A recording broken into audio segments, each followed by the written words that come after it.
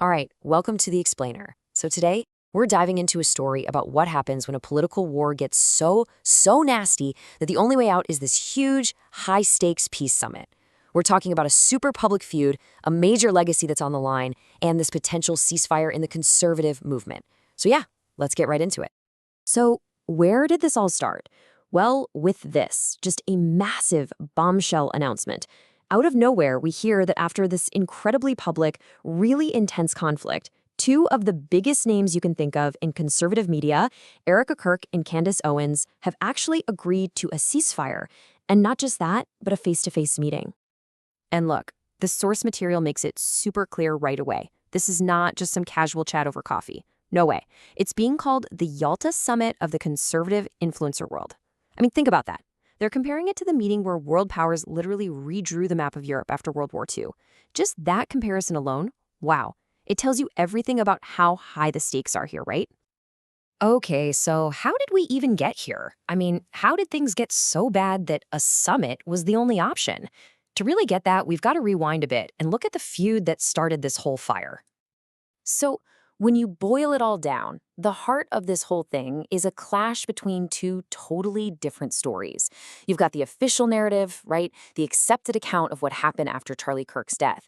But then you've got these lingering questions, these, well, conspiracy theories that are being pushed by some really big names. And, okay, there are three key players you absolutely need to know in this whole saga. First up, Candace Owens. She's a podcaster and, according to the source, one of the main people pushing those alternative theories. Then you've got Erika Kirk, Charlie's widow, who's now the CEO and chairman of his company. And, of course, there's the late Charlie Kirk himself. His legacy, it's kind of the ghost in the room, casting a shadow over everything. So, as things just kept getting more and more heated, Erika Kirk went public. But she didn't write a long essay or give a detailed rebuttal. Nope. She just had one simple, direct message for the people she felt were spreading lies. It was just, stop. That's it. Stop.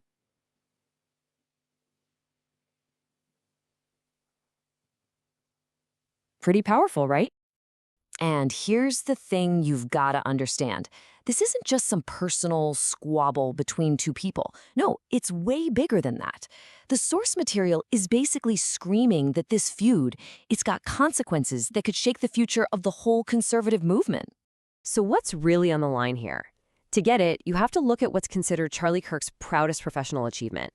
The guy was a master coalition builder. I mean, he was uniting people like Donald Trump with Elon Musk, bringing folks like J.D. Vance and RFK into the tent, even making alliances with people who used to be his rivals. That was his whole thing. And this quote, man, it just hits you right in the gut. It really captures the central fear here. The worry is that all this infighting is just desecrating that legacy of unity. It's not just a disagreement. It's seen as something that's literally ripping the conservative movement to pieces from the inside. You know, it all comes down to a really classic problem in any kind of conflict: friendly fire. I mean, think about it. If you're busy fighting a war internally with your own side, how in the world can you fight the war externally? You just can't. It paralyzes the whole operation. So all this fighting brought the movement to a real fork in the road. A critical choice had to be made. They were basically looking at two totally different paths forward. Okay, so path number one, de-escalate. Meet up, talk face-to-face, try to bring the temperature down.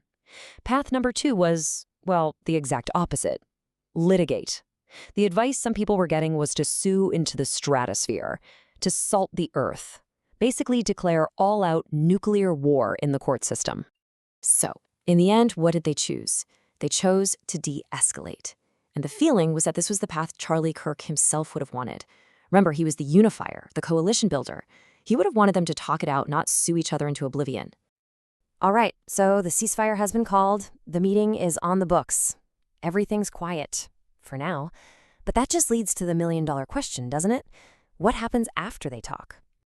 And really, this is the core challenge they're facing. This whole war was fought out in the open, right? On podcasts, all over social media, on the news, for everyone to see. So the question is, can one private meeting really be enough to fix all that public damage? How do you even begin to rebuild that trust? I mean, what does a real truce look like when the war was so public? And that kind of leaves us with this final, really interesting thought to chew on. We live in an age of digital battles, right? Wars are fought with keyboards and tweets. But maybe, just maybe, this whole situation proves that the ultimate power isn't found online. Maybe it's still found in the oldest form of conflict resolution there is, just sitting down and talking, face to face.